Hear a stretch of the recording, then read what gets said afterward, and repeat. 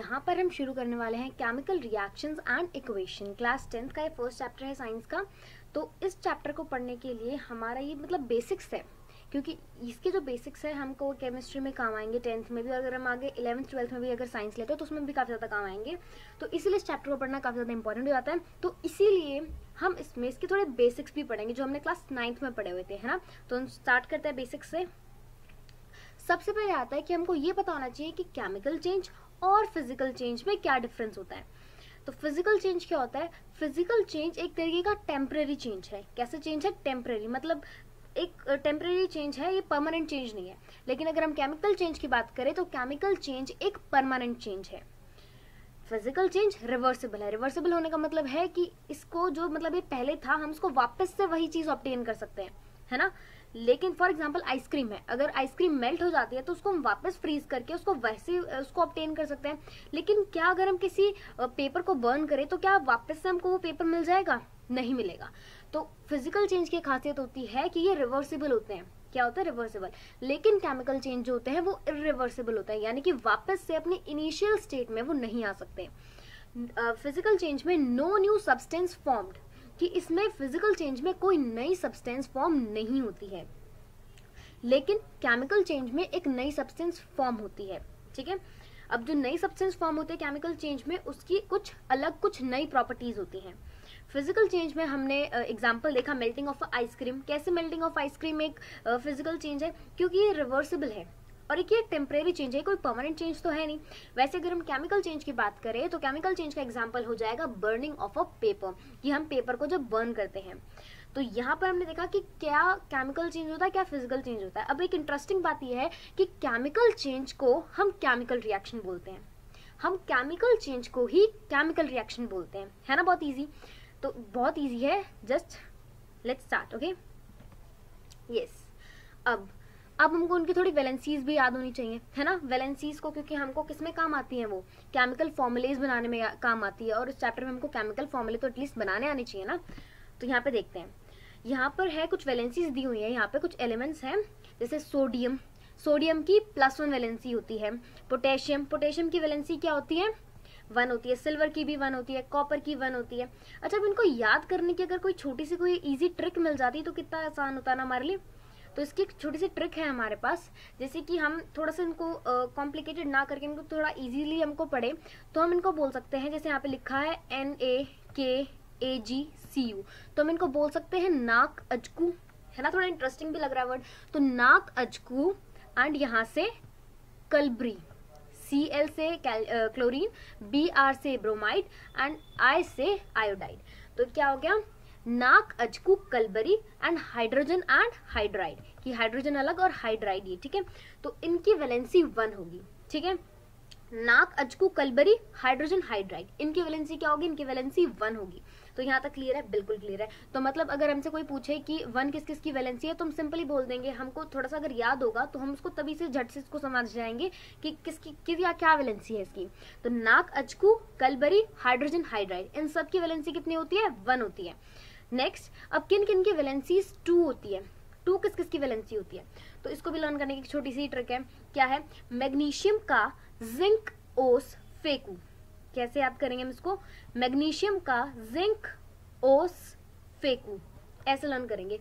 Magnesium मतलब Mg stand for magnesium, calcium के लिए Ca, जिंक के लिए Zn, और आयरन के लिए Fe, कॉपर के लिए Cu, एंड ऑक्साइड के लिए O, एंड सल्फाइड के लिए S। तो उसको हम कैसे लर्न करेंगे? मैग्नीशियम का जिंक, देन ओस, मतलब OS से ओस, एंड देन फेकू, है ना। बिल्कुल इजी। तो हमको यहाँ से ये भी लर्न हो जाएगा। अब हमको जो है लास्ट में जो जिसकी वैलेंसी 3 है, तो इसको हम कैसे लर्न करेंगे? अल्फी। बिल्कुल थोड़ा सा इजी है, बिल्कुल इजी है। यहाँ पे Al for aluminium and Fe for iron, तो क्या हो जाएगा? अल्फी हो जाएगा। अब वैसे यहाँ पर पॉली एटॉमिक आयंस हमारे रह गए जिनको हमें लर्न करना है, और ये 9th का है, हमने सभी 9th में हम पढ़ के आ चुके हैं। हम इनको रिवाइज इसलिए कर रहे हैं ताकि हम जो 10th में हमको केमिकल फॉर्मुलेज वगैरह बनाने पड़ेंगे उसमें हमको ईजी रहे, और जिनको आते हैं वो भी इसको देखो, वो स्किप मत करना, क्योंकि ये अगर वो देख लेंगे तो उनको एक बार रिमाइंड हो जाएगा, वो रिकॉल कर सकेंगे।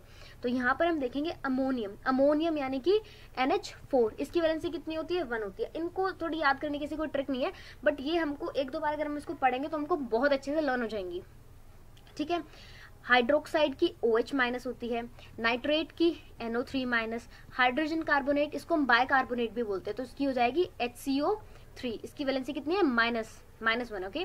वैसे ही कार्बोनेट की है CO3, इसकी वैलेंसी है 2। सल्फाइड की क्या है वैलेंसी?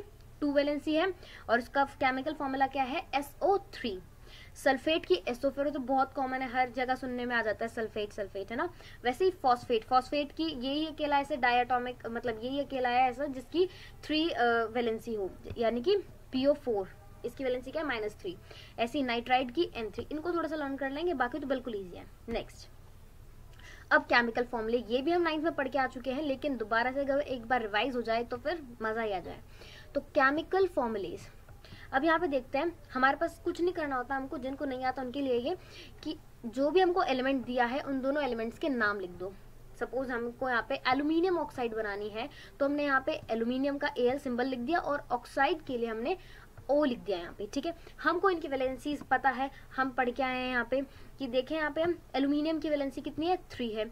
अब वैसे ही यहाँ पे देखा हमने ऑक्साइड की वैलेंसी है 2, है ना, -2, तो वही चीज हम यहाँ पे अप्लाई कर देंगे। यहाँ पे हमने एल्यूमिनियम की वैलेंसी को यहाँ पे +3 रख दिया, यहाँ पे हमने -2 रख दिया। और एक बात ध्यान रखें कि जो भी जिसकी वैलेंसी प्लस में होती है ना, वो हमेशा आगे की तरफ होता है, यानी कि इस तरफ, मैं आपको दिखा देती हूँ, वो इस तरफ होता है, मतलब स्टार्टिंग में होता है, और जिसकी वैलेंसी माइनस में होती है वो हमेशा पीछे होता है, तो ये हमको याद रखने में आसानी हो जाएगी, ठीक है। तो जैसे कि यहाँ पे हो गया, जो एल्यूमिनियम है इसकी वैलेंसी है +3 और ऑक्साइड की वैलेंसी है -2। अब क्रिसन क्रॉस मेथड है कि अब एल्यूमिनियम है, यहाँ पे क्रिसन क्रॉस मेथड हो रहा है, एल्यूमिनियम के पास 3 वैलेंसी है, तो ये 2 इसके नीचे 2 आ जाएगा, ठीक है। एल्यूमिनियम इसकी वैलेंसी ले लेगा ऑक्साइड की, और ऑक्साइड ले लेगा एल्यूमिनियम की, बिल्कुल सिंपल है। तो Al2O3 हम 9th में पढ़ के आ चुके हैं, बस एक रिकैप कर रहे हैं, ठीक है। तो यहाँ से हमारा एल्यूमिनियम ऑक्साइड बन जाएगा। वैसे ही हम यहाँ पे देखें Ca और O, यहाँ पे क्या है? कैल्शियम ऑक्साइड है।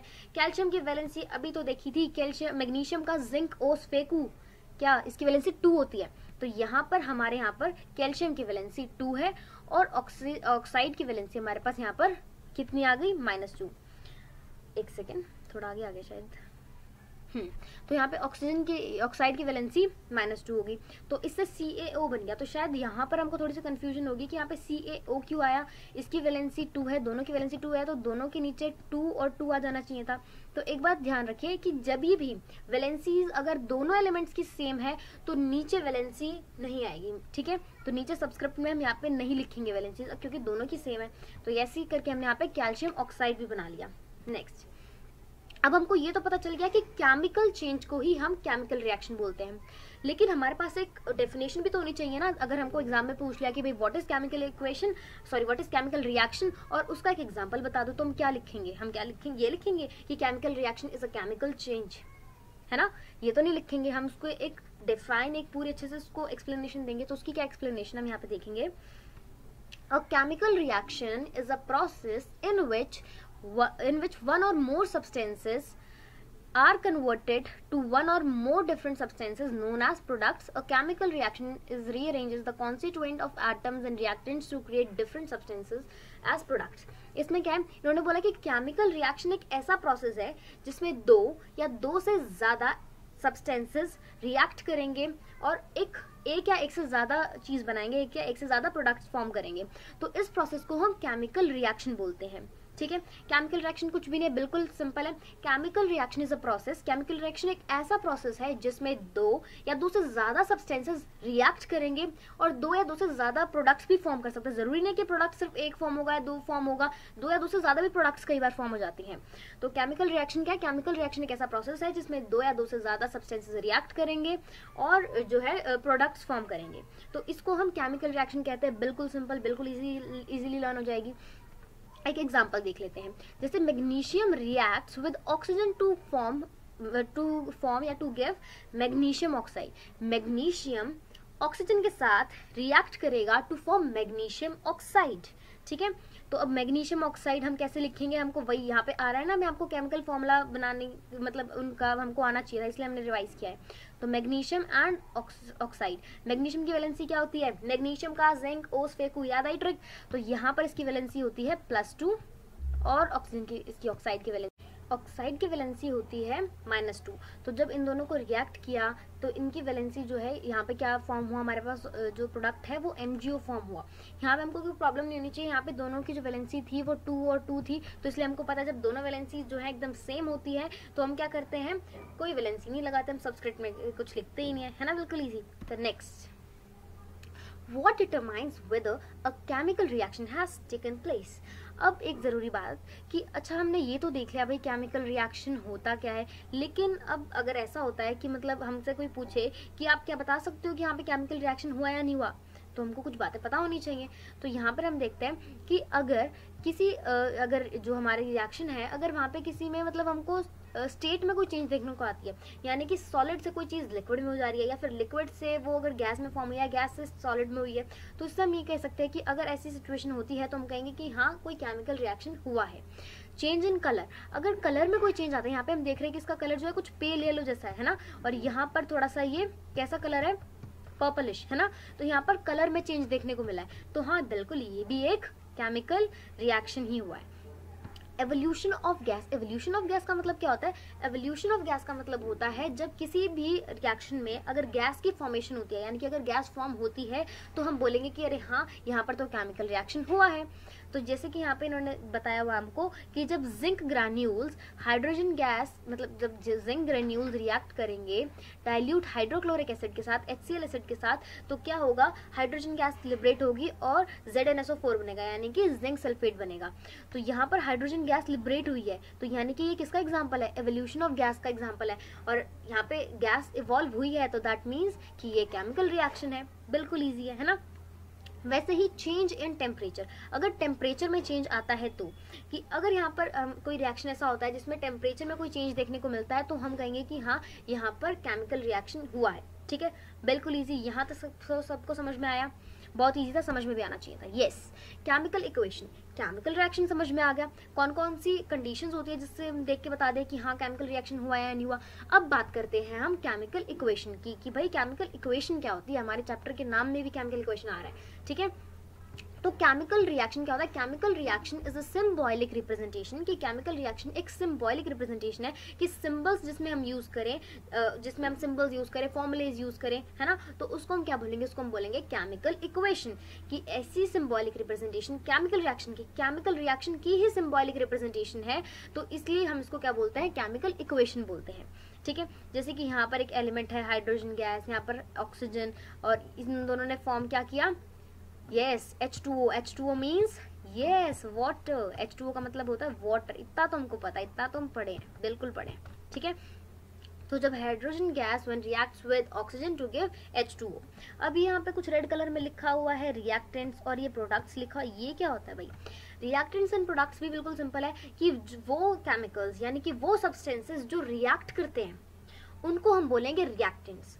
क्या होते हैं रिएक्टेंट्स, वो सब्सटेंस जो रिएक्ट करे, ठीक है। और प्रोडक्ट्स क्या होते हैं, वो चीज जो फॉर्म हुई है, तो नाम से समझ में आ रहा है कि रिएक्टेंट्स क्या होते हैं, प्रोडक्ट्स क्या होते हैं, ठीक है। तो यहाँ पर हमको बिल्कुल समझ में आएगा कि रिएक्टेंट्स क्या होते हैं, प्रोडक्ट्स क्या होते हैं। अच्छा, हम रिएक्टेंट्स को हमेशा लेफ्ट हैंड साइड पे लिखेंगे और प्रोडक्ट्स को हम राइट हैंड साइड पे लिखेंगे, बिल्कुल ईजी, समझ में आ रहा है, सब आसान लग रहा है तो हमको। Making chemical equation more informative, अब हम अपनी केमिकल इक्वेशन को और ज़्यादा इन्फॉर्मेटिव बनाएंगे। अब हमने इसको यहाँ पे देखा तो हमको देखने को मिल रहा है कि काफ़ी ज़्यादा शॉर्टकट में हमने लिख दिया है ना, कि हम यहाँ पे शॉर्ट में लिख रहे हैं और हमको यहाँ पे इन्फॉर्मेशन भी अच्छे से मिल रहा है। हमको पता चल रहा है यहाँ पे कि हाइड्रोजन के 2 एलिमेंट्स हैं यहाँ पे, मतलब उसके हाइड्रोजन के 2 एटम्स है, सॉरी एलिमेंट्स नहीं, हाइड्रोजन के 2 एटम्स है और ऑक्सीजन के 2 एटम्स यूज किए गए, और तब जाकर हमारा ये H2O बना फॉर्मूला, मतलब यहाँ पे हमारा ये वाटर की फॉर्मेशन हुई, बिल्कुल इजी, समझ में आ रहा है हमको, ठीक है। तो ये केमिकल इक्वेशन हो गया। तो अब हमने यहाँ पे देखा कि हम अपनी केमिकल इक्वेशन को और भी ज़्यादा इन्फॉर्मेटिव बना रहे हैं। अब उसको हम और भी ज़्यादा इन्फॉर्मेटिव बनाने के लिए क्या कर सकते हैं, उसमें हम क्या क्या चीज़ें मेंशन कर सकते हैं, फिजिकल स्टेट्स, हम इन सब्सटेंसेस की फिजिकल स्टेट को मेंशन करके इस इक्वेशन को और भी ज्यादा इन्फॉर्मेटिव बना सकते हैं, है ना। तो जैसे हमने यहाँ पे क्या किया, जैसे यहाँ पे मैग्नीशियम है, मैग्नीशियम यहाँ पे सॉलिड फॉर्म में है, देखो मैंने पिक्चर में भी आपको दिखाया है कि यहाँ पे मैग्नीशियम जो है सॉलिड फॉर्म में है, तो अब क्योंकि सॉलिड फॉर्म में था तो मैंने इसके बगल में यहाँ पे S लिख दिया। और ऑक्सीजन ये गैस की फॉर्म में है, देखो सिलेंडर में इसको रखा गया है, तो यानी कि ये गैस में है, तो इसलिए हमने इसके आगे G लिख दिया। और यहाँ पे MgO, MgO क्या है, ये एक सॉलिड की फॉर्म में पाउडरिश दिख रहा है हमको यहाँ पे, है ना, यहाँ पे पिक्चर में हमको नजर आ रहा है कि एकदम ये पाउडरिश है, तो इसलिए हमने यहाँ पे क्या लिख दिया कि ये सॉलिड है, मतलब है तो सॉलिड ही ना, तो हमने यहाँ पे इसके बगल में सॉलिड लिख दिया। तो हमको समझ में आएगा कि जब भी कोई भी सब्सटेंस अगर सॉलिड होता है तो हम उसके आगे S लगा देते हैं, लिक्विड होता है तो L, गैस के लिए हम G लगाते हैं। एक्वस, एक्वस क्या होता है जी, एक्वस होता है जब किसी भी एलिमेंट को हम वाटर के साथ डिसॉल्व कर दे तो वो उसका एक्वस सोल्यूशन होता है, ठीक है। कोई सी भी चीज को हम वाटर के साथ ऐड कर दे तो वो उसका एक्वस सोल्यूशन होगा, है ना, बिल्कुल ही समझ में आ गया, ठीक है। नाउ यहाँ पर हमको जो है एक और चीज दी गई है, यहाँ पे इसको पढ़ लेते हैं हम। जैसे कि यहाँ पर लिखा हुआ है कि CO2 यानी कि carbon dioxide when reacts with hydrogen oxide, that means yes water, it gives C6H12O6 that is glucose and oxygen and H2O। नाम देख के बिल्कुल भी मत घबराओ, इनके साथ हम बहुत ज्यादा फैमिलियर होने वाले हैं, है ना। तो हम इस एरो के ऊपर या नीचे क्या मेंशन करते हैं, हम एरो के ऊपर या नीचे हम वो कंडीशन मेंशन करते हैं जिस कंडीशन में ये रिएक्शन हुआ। जैसे कि ये रिएक्शन सनलाइट और क्लोरोफिल के बिना तो जी होता ही नहीं, तो ये दोनों बहुत ज्यादा इंपॉर्टेंट है, तो इसलिए हमने इनको एरो के ऊपर या नीचे लिख दिया।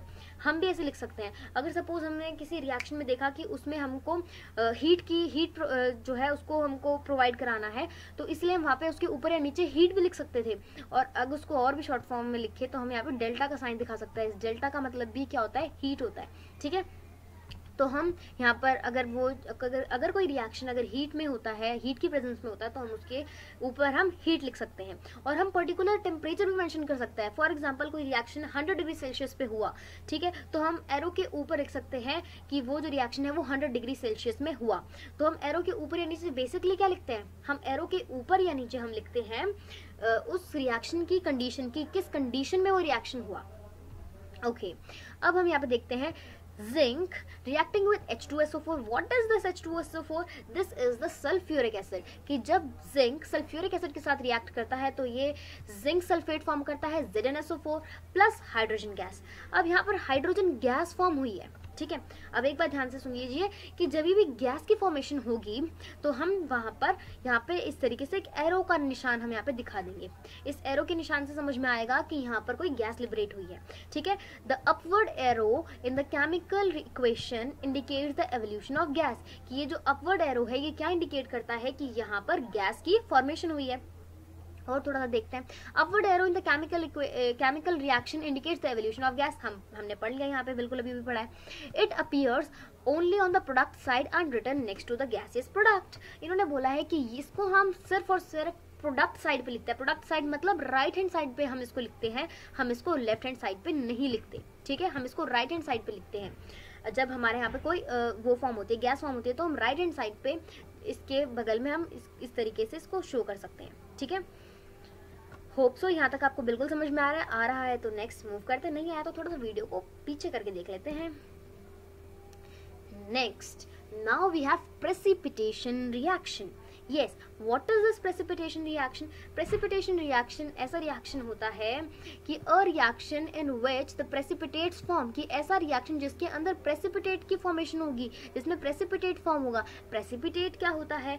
precipitate is a insoluble salt, insoluble substance। insoluble substance या insoluble salts को ही हम क्या बोलेंगे, हम प्रेसिपिटेट बोलेंगे। यानी कि कोई भी रिएक्शन हुआ, ठीक है, सपोज ये टेस्ट ट्यूब है, यहाँ पर एक रिएक्शन हुआ और यहाँ पर कुछ प्रेसिपिटेट फॉर्म हुआ, ठीक है, कोई प्रेसिपिटेट फॉर्म हुआ, तो वो जो प्रेसिपिटेट है मतलब वो जो इनसॉल्युबल है, यानी कि जो उस रिएक्शन में, मतलब सॉरी रिएक्शन नहीं, जो हमारा जो प्रोडक्ट फॉर्म हुआ है, जो उस प्रोडक्ट के साथ नहीं घुल पाया, ठीक है, तो उसको हम बोलेंगे प्रेसिपिटेट, ठीक है।